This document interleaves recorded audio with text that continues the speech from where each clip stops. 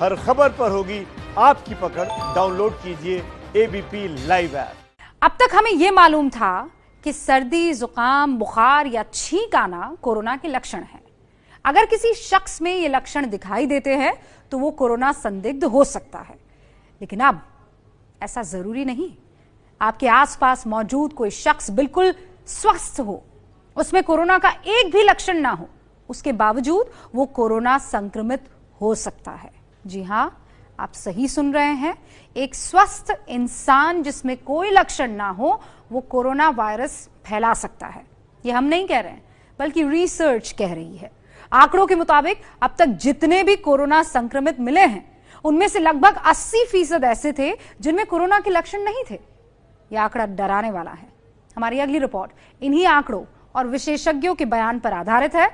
हमारा मकसद आपको डराना नहीं है, आपको सावधान करना है। उम्मीद है कि हमारी रिपोर्ट आपको सचेत करने में मदद करेगी।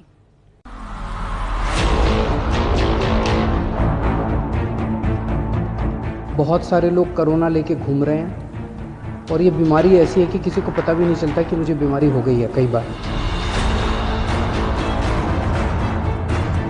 100 लोगों को अगर इन्फेक्शन हुआ तो उसमें से 80 लोगों को इन्फेक्शन उसमें कोई लक्षण दिखाई नहीं देता।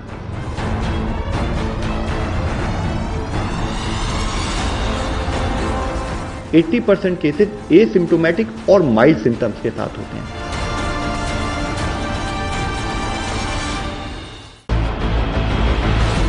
न सर्दी, न जुकाम, न छींक, न बुखार, न गले में खराश, न सांस लेने में तकलीफ। फिर भी एक शख्स दूसरे को कोरोना पॉजिटिव कर सकता है। हमने पहले भी बहुत बार बताया है, 100 लोगों को अगर इन्फेक्शन हुआ तो उसमें से 80 लोगों को इन्फेक्शन उसमें कोई लक्षण दिखाई नहीं देता। कोरोना वायरस ने एक बार फिर सबको डरा दिया है, क्योंकि वो लगातार अपना चाल चरित्र बदल रहा है। ये वायरस एक कदम और आगे बढ़ गया है। ये बात दिल्ली में हुई रैंडम सैंपलिंग से साबित हो गई। ये और भी खतरनाक बात है कि कोरोना फैल चुका है। बहुत सारे लोग कोरोना लेके घूम रहे हैं और ये बीमारी ऐसी है कि किसी को पता भी नहीं चलता कि मुझे बीमारी हो गई है। कई बार सिम्टम्स नहीं आते, बीमारी हो जाती है। किसी आदमी का इम्यून सिस्टम स्ट्रांग है और वो घूमता रहता है और पता नहीं कितने लोगों को कर देता है। अरविंद केजरीवाल कोरोना के जिस फैक्टर की बात कर रहे हैं उसे मेडिकल टर्म्स में असिम्प्टोमेटिक कहते हैं, मतलब बीमारी के लक्षण न दिखना। एक्चुअली अराउंड 80% केसेस या तो एसिम्टोमेटिक या माइल्ड सिम्टम्स के साथ पाए जाते हैं। जो वर्ल्ड वाइड हम लोगों ने इसको एनालिसिस किया है, अराउंड 15% केसेस हैं जो सीवियर केसेस में कन्वर्ट होते हैं, जिनको हो सकता है कि ऑक्सीजन सपोर्ट की जरूरत पड़े, और 5% केसेस जो होते हैं वो क्रिटिकल केसेस में कन्वर्ट होने के चांसेस होते हैं। तो सवाल है कि फिर हम कैसे पहचानें कि किसके अंदर कोरोना वायरस है और किसके अंदर नहीं। लोगों को पता ही नहीं है, 80% लोग सिम्प्टोमेटिक हैं लेकिन वो कैरियर बने हुए हैं। उनके लिए क्या गाइडलाइन? 80% केसेस एसिम्टोमेटिक और माइल्ड सिम्टम्स के साथ होते हैं, तो हम उनको ट्रैक कर सकते हैं। और रही बात इसकी कि कैसे हम उन लोगों से बचें, तो इसमें इशू ये होता है कि जब आप एक केस को एनालाइज करते हैं तो आप देखते हैं उसकी कोई कांटेक्ट हिस्ट्री या कोई ट्रैवल हिस्ट्री तो नहीं है, और उसके बेसिस पे साथ में उसके क्या जो डिजीज के सिम्टम्स हैं या उसके contact history, you can always make a clinical assessment कि आपको किसकी टेस्टिंग करनी है और किसको होम क्वारंटाइन या फैसिलिटी क्वारंटाइन सजेस्ट करना है।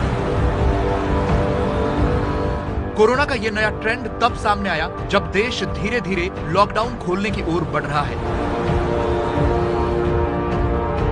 लेकिन इस ट्रेंड ने देश को डरा दिया है। लिहाजा दिल्ली सरकार ने लॉकडाउन में रियायत देने से इनकार कर दिया। संक्रमण के मामलों में महाराष्ट्र के बाद दिल्ली दूसरे नंबर पर है, इसलिए यहां ज्यादा से ज्यादा टेस्ट हो रहे हैं। 18 अप्रैल को दिल्ली में 736 टेस्ट रिपोर्ट आई थी। इसमें भी 186 लोग कोरोना पॉजिटिव मिले थे। टेस्ट से पहले सभी 186 लोगों में कोरोना के लक्षण नहीं थे, मतलब 100% कोरोना मरीज असिम्प्टोमेटिक निकले। फिजिकल डिस्टेंस सेफ रखो, जहां तक हो सके लॉकडाउन पालो। इसमें क्या एक अंदाज आ रहा है कि जो भी होगा, सिम्टोमेटिक होगा या एसिम्टोमेटिक होगा, वो एक दूसरे से वो इतने नजदीक नहीं आए जिससे ये ट्रांसमिशन हो पाए। भारत में ज्यादातर असिम्प्टोमेटिक मरीजों की उम्र 20 से 45 साल के बीच है। एक रिपोर्ट के मुताबिक देश के 10 राज्यों में 2/3 कोरोना संक्रमित ऐसे हैं जिनमें कोई लक्षण नहीं थे, लेकिन जांच में वो पॉजिटिव निकले। शनिवार रात तक के डेटा के मुताबिक महाराष्ट्र में 3,648 कोरोना पॉजिटिव केस में से 65% ऐसे थे जिनमें कोरोना के लक्षण नहीं थे। यूपी के 974 केस में से 75%, कर्नाटक के 384 मामलों में 50%, हरियाणा के 232 मामलों में 65% और पंजाब के 182 मामलों में 75% मरीजों में कोरोना के लक्षण नहीं मिले। इसके अलावा ओडिशा में 78%, उत्तराखंड में 50%, छत्तीसगढ़ में 63%, झारखंड में सबसे ज्यादा 98% और असम में 82% मरीज साइलेंट कोरोना कैरियर मिले। ऐसे हाइपोथेसिस है कि शायद इंडियन लोगों की प्रतिकार शक्ति या इम्यूनिटी कुछ ज्यादा है, उसके कारण उनको कोरोना वायरस से इतने ज्यादा सिम्टम्स होते नहीं है और जो सीरियस बीमारी है वो इतनी ज्यादा संख्या में नहीं दिखती। मुंबई के वॉकहार्ट अस्पताल में भी साइलेंट कैरियर से ही कोरोना फैला था, जहां डॉक्टरों और नर्सों समेत 50 से ज्यादा लोगों में कोरोना की पुष्टि हुई थी, जिसके बाद अस्पताल को सील करना पड़ा था। साइलेंट कैरियर्स देश ही नहीं बल्कि दुनिया के लिए खतरा बन गए हैं। अनुमान के मुताबिक चीन में कोरोना संक्रमित मरीजों में से लगभग 33% साइलेंट कैरियर्स थे। इटली में यह संख्या 44% है, जापान में 33% और दक्षिण कोरिया में यह संख्या 20% पाई गई। इसलिए जरूरी है कि आप अपने आसपास के लोगों से भी सावधान रहें, क्योंकि वो कोरोना के साइलेंट कैरियर हो सकते हैं। ऐसे में सोशल डिस्टेंसिंग और मास्क का इस्तेमाल आपको बचा सकता है। सोशल डिस्टेंसिंग यानी एक दूसरे से दूरी ही वो मंत्र है जो कोरोना को फैलने से रोक सकता है। इसीलिए देश में पहले 21 दिन का लॉकडाउन लगाया गया, फिर उसे 19 दिन के लिए बढ़ाया भी गया, लेकिन लोग इसकी अहमियत को समझ नहीं रहे हैं। ये यूपी के लखीमपुर की तस्वीर है। लोगों को कौन समझाए, यहां सांसद साहब ही सोशल डिस्टेंसिंग की धज्जियां उड़ा रहे हैं। लखीमपुर खीरी के सांसद अजय मिश्रा ने लोगों को राशन बांटने के नाम पर अच्छी खासी भीड़ जुटा ली। राशन लेने वालों के अलावा उनके साथ उनके समर्थक, पार्टी कार्यकर्ता अच्छी खासी संख्या में मौजूद थे। किसी ने भी इस बात की परवाह नहीं की कि ये सब लॉकडाउन के नियमों का उल्लंघन है। और जब नेताजी का ऐसे खुलेआम कानून तोड़ना सामने आएगा तो आम लोग कहां पीछे रहेंगे। आज देश के कई शहरों में लॉकडाउन के नियमों में कुछ ढील दी गई तो लोग ऐसे बाहर निकल आए जैसे लॉकडाउन खत्म हो गया है। आपको दिखाते हैं कि शर्तों के साथ रियायतों के पहले दिन देश में किस तरह सोशल डिस्टेंसिंग और लॉकडाउन की धज्जियां उड़ाई गई है।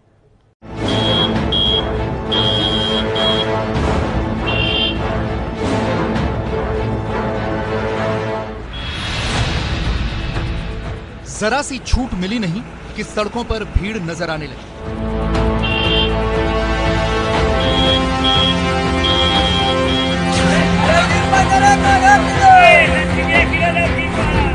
शर्तों में थोड़ी सी ढील मिली नहीं कि लोग भूल गए कि देश में लॉकडाउन अब भी लागू है।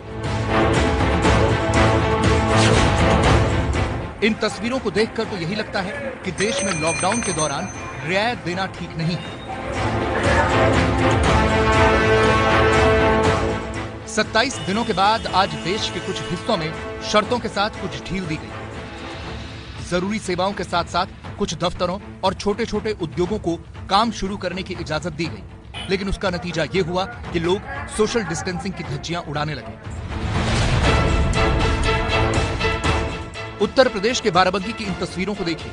सड़क पर ट्रैफिक ऐसे चल रहा है जैसे यहां लॉकडाउन पूरी तरह खत्म हो चुका हो। रिक्शे, बाइक, टेम्पो, गाड़ियां सब चल रहे हैं। नियम है कि बाइक पर एक ही आदमी होना चाहिए, लेकिन यहां ज्यादातर बाइक पर 2 लोग बैठे हुए हैं।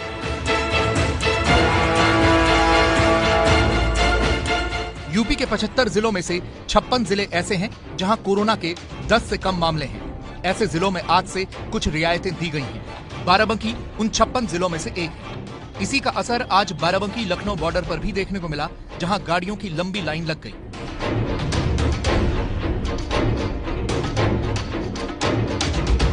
लखनऊ में जैसे सिस्टम अब तक कल तक चल रहा था वैसे ही चलेगा, लेकिन बाराबंकी में बहुत सुविधाएं जो हैं वो शुरू होंगी।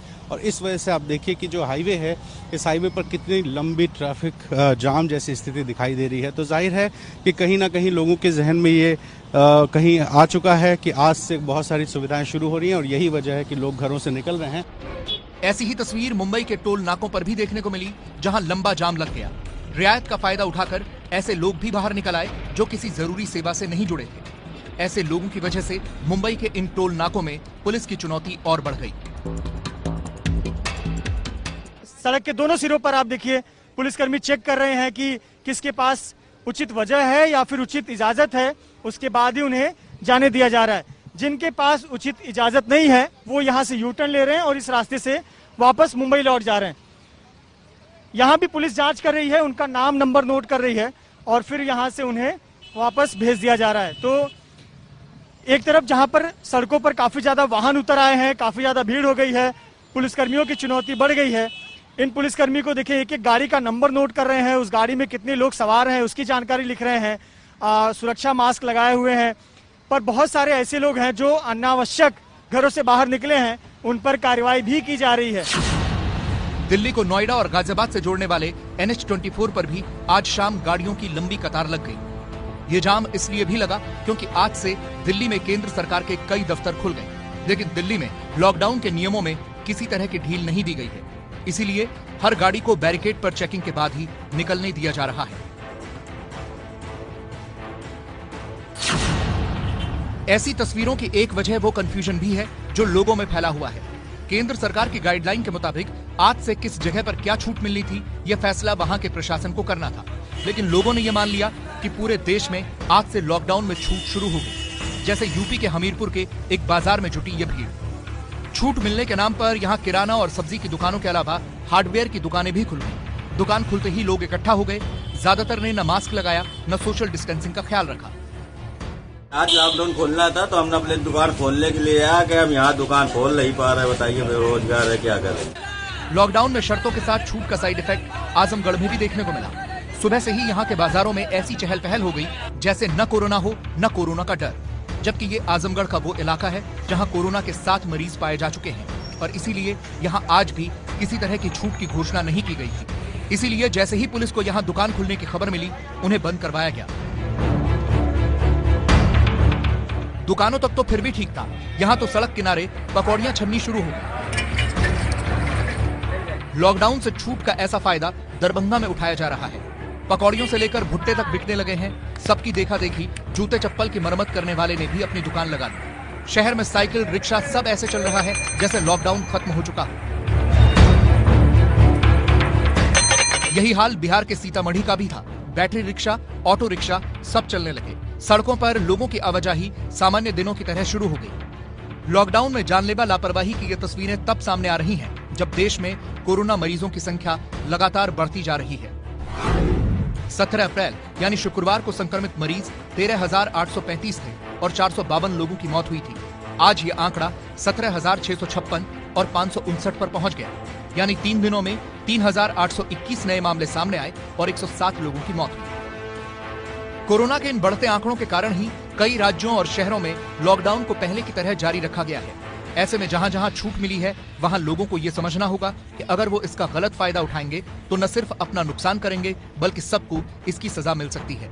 प्रधानमंत्री मोदी ने भी जब 14 अप्रैल को छूट की बात कही थी तो साथ में ये शर्त जोड़ी थी। याद रखिए, ये अनुमति सशर्त होगी।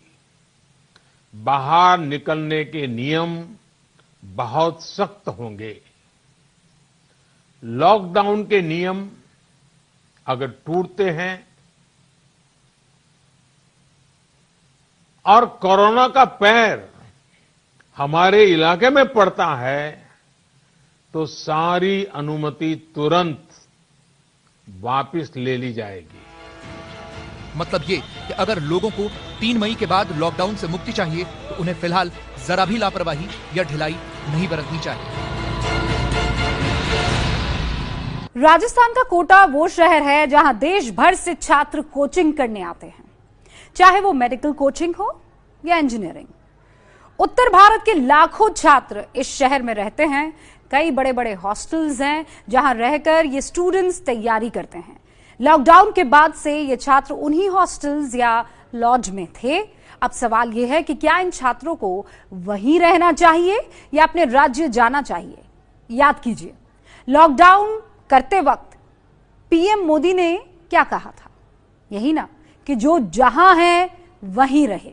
लेकिन यूपी सरकार ने करीब 300 बसों को कोटा भेजकर अपने छात्रों को यूपी बुलाया। अब उसी में एक छात्रा कोरोना संक्रमित पाई गई।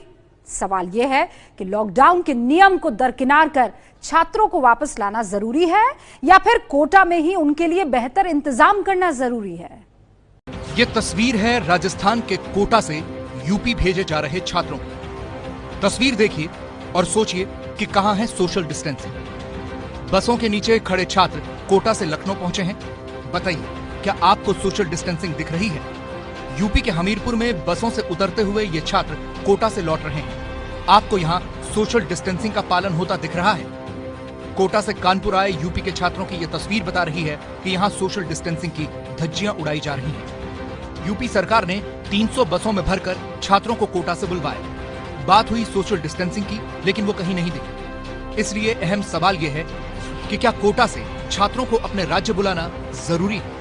ये सवाल इसलिए क्योंकि आज कोटा से यूपी के गाजीपुर पहुंची एक छात्रा कोरोना संक्रमित पाई गई। इसके बाद जिस बस में सवार होकर वो गाजीपुर पहुंची थी, उसके ड्राइवर समेत सभी छात्रों को क्वारंटीन कर दिया गया।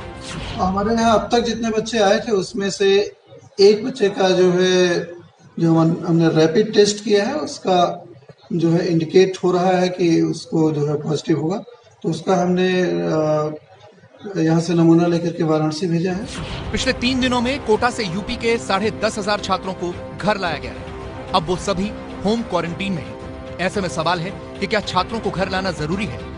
यूपी के बाद अब मध्य प्रदेश सरकार भी कोटा से छात्रों को वापस लाने का इंतजाम कर रही है। कोटा में मध्य प्रदेश के करीब 4,000 छात्र हैं। एमपी सरकार 100 बसों को कोटा भेज रही है। इस फैसले के बाद कोटा में फंसे एमपी के छात्र काफी खुश हैं। मतलब बहुत अच्छा फीलिंग हो रहा है कि फाइनली वो अपने घर जा रहे हैं। बहुत टाइम के बाद काफी सफर कर रहे थे यहाँ पे, कुछ ना कुछ हर टाइम मेंटली कुछ ना वो पढ़ाई का माहौल ही नहीं था। पानी लग रहा था किसी तरह घर पहुँच जा रहा। अब काफी अच्छा लग रहा है। कहीं बच्चे तनाव में भी आ रहे थे इस चीज। हाँ, अब तनाव में आ रहे थे, अभी भी तनाव में है क्योंकि कुछ ना कुछ छोटी बातें वो थोड़ा अच्छा फील कर रहे हैं। और क्या कहते हैं, अब घर जाके हमें रिलैक्स मूड मिलेगा तो हम पढ़ पाएंगे अच्छे से, क्योंकि यहाँ पे हमें जो फैसिलिटीज तो दी जा रही थी लेकिन उस बेसिस पे नहीं मिल पा रही थी जब लॉकडाउन के पहले था। बच्चे माँ बाप के पास पहुँच जाएं, ये खुशी की बात है, लेकिन सच्चाई ये है कि कोटा में आज भी कोरोना के 2 नए मामले सामने आए हैं। लिहाजा जरूरी ये है कि जो जहाँ है वहीं रहे। राज्य सरकारों को चाहिए कि वो छात्रों को घर लाने के लिए बस न भेजें। अगर छात्रों को खाने में या कोई दूसरी परेशानी है तो वहीं कोटा में उसका इंतजाम करें। दूसरी राज्य सरकारों के साथ साथ ये जिम्मेदारी राजस्थान सरकार की भी बनती है, क्योंकि इसी होड़ में पश्चिम बंगाल से भी ये मांग उठने लगी है। लेकिन बिहार सरकार इस मामले में सख्त है। ये तस्वीर देखिए, यूपी बिहार बॉर्डर पर प्राइवेट गाड़ियों के जरिए कोटा से आने वाले छात्रों को रोका गया, उनकी जांच की गई, उसके बाद हाथों पर होम क्वारंटीन का ठप्पा लगाया गया। लेकिन बिहार में दिखाई जा रही सख्ती का उल्लंघन भी हुआ। नवादा के हिसुआ से बीजेपी विधायक अनिल सिंह ने पहले ई पास जारी करवाया, फिर बेटी को कोटा से लेकर वापस नवादा पहुंचे। सवाल उठे कि क्या बिहार की आम जनता को यह सहूलियत मिलेगी? जवाब में अनिल सिंह ने खुद को सही ठहराया।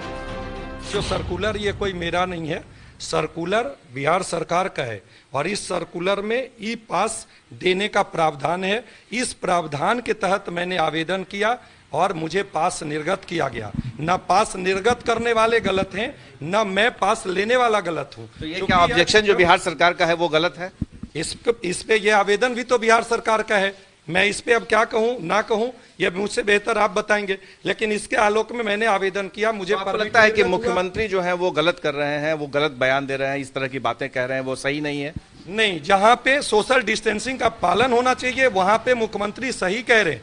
बट पर्सनल कैपेसिटी में अगर कोई आवेदन देकर के सोशल डिस्टेंसिंग का पालन करते हुए अगर कोई अपने बच्चों को लाने जाते हैं और इस प्रक्रिया को अपनाते हुए जाता है तो यह भी गलत नहीं है, ये मैं स्पष्ट रूप से कहना। बिहार में नीतीश कुमार के सहयोगी बीजेपी के विधायक नीतीश की राय को गलत और योगी आदित्यनाथ के फैसले को सही बता रहे हैं। तो आप योगी जी का समर्थन कर रहे हैं, मोदी जी का विरोध? नहीं, मैं स्पष्ट कह रहा हूं, मैं समर्थन ये कर रहा हूं आवश्यक हो तो ही घर से निकले।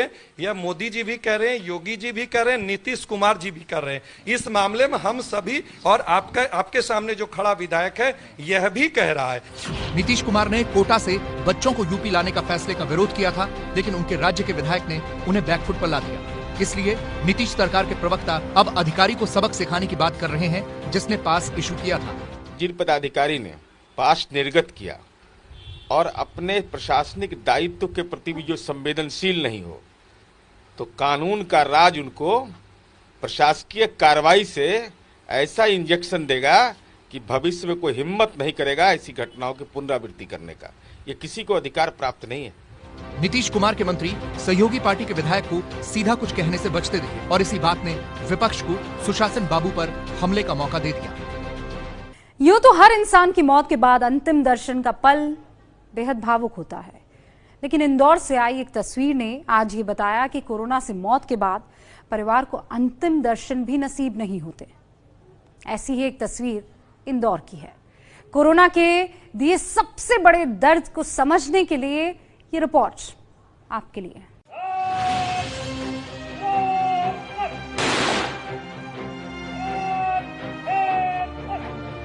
देवेंद्र चंद्रवंशी इंदौर के जूनी थाना के प्रभारी। इस कर्मवीर ने कोरोना से लड़ते लड़ते अपनी जान गंवा दी। ये कोरोना कर्मवीर के सम्मान का पल था।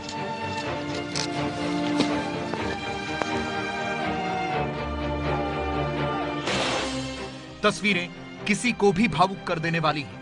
जब देवेंद्र चंद्रवंशी के अंतिम संस्कार का वक्त आया तो परिवार पार्थिव शरीर के अंतिम दर्शन भी नहीं कर सका।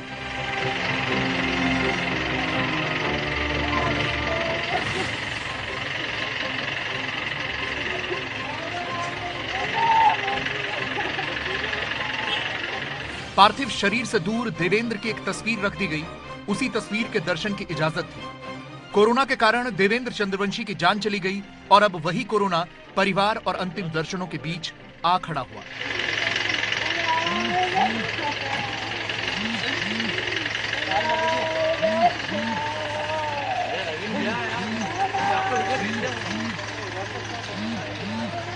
देवेंद्र की पत्नी जब अपने पति के आखिरी दर्शनों के लिए आई तो आंसुओं का सैलाब उमड़ पड़ा। डिब्बे में बंद अपने पति के अंतिम दर्शन के लिए उन्हें पीपीई किट पहनना पड़ा।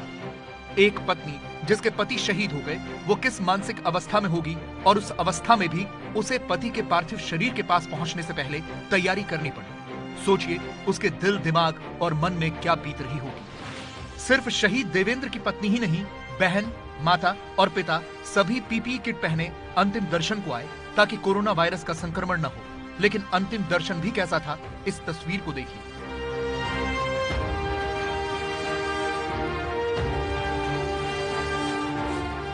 इंदौर के रामबाग मुक्तिधाम में उनके शव को अंतिम संस्कार के लिए रखा गया।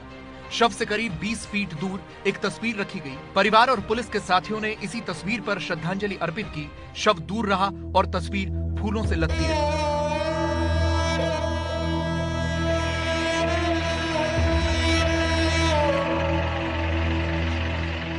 कोरोना को लेकर इंदौर की ये सबसे ज्यादा तड़पाने वाली तस्वीर आई है। एक तो अपनों के जाने का गम और ऊपर से मौत के बाद अंतिम दर्शन की ये दूरी। ये गम जिंदगी पर सालता रहेगा और यही इंसान को कोरोना का दिया सबसे बड़ा दर्द है। श्रद्धांजलि देते हुए परिवार के साथ पूरा पुलिस महकमा भी मौजूद था। सभी अधिकारी और पुलिस के जवान पीपीई किट पहने हुए थे। हम सब उनके परिवार के सामाजिक एवं आर्थिक सुरक्षा के हितों की देखभाल के लिए पूरा पुलिस परिवार कटिबद्ध है। माननीय मुख्यमंत्री महोदय एवं माननीय पुलिस महानिदेशक महोदय ने भी गहरी संवेदना व्यक्त की है। थाना प्रभारी देवेंद्र चंद्रवंशी 19 दिन से अस्पताल में भर्ती थे। पहली रिपोर्ट पॉजिटिव थी, उसके बाद 2 रिपोर्ट नेगेटिव आई। नेगेटिव रिपोर्ट के बाद डिस्चार्ज करने की तैयारी हो रही थी। शनिवार को अचानक उनके दिल की धड़कन बहुत तेज हो गई और देवेंद्र चंद्रवंशी कोरोना से लड़ते लड़ते हमारे बीच से चले गए। उनका निमोनिया लेफ्ट साइड का पूरा ठीक हो गया और राइट साइड का ठीक होना शुरू हो गया था। 17 तारीख को दूसरी रिपोर्ट भी उनकी निगेटिव आई और उनके राइट साइड के लंग में भी 85% इम्प्रूव हो गया था। पर कल रात को 11:30 बजे उन्हें खूब जोर से सांस चलना चालू हुई। वो उनका हार्ट रेट 140-150 जाने लगा और उनको कार्डियक अरेस्ट हो गया। मध्य प्रदेश में कोरोना को लेकर सबसे ज्यादा दहशत इंदौर में ही है, क्योंकि इंदौर मध्य प्रदेश का सबसे बड़ा हॉटस्पॉट है। इंदौर में सभी रेड जोन इलाकों को सील किया जा चुका है, इसीलिए आज से मिली राहत वाले इलाकों की लिस्ट में इंदौर शामिल नहीं है। पूरे मध्य प्रदेश में 1485 कोरोना पॉजिटिव हैं और 74 की मौत हुई है। अकेले इंदौर में 52 लोगों की मौत हुई, जबकि 897 कोरोना पॉजिटिव हैं। इंदौर में कोरोना फिलहाल आउट ऑफ कंट्रोल है, इसे लेकर केंद्र सरकार भी चिंतित है। केंद्र की एक टीम इंदौर पहुंची है, खुद सीएम ने इसकी जानकारी दी।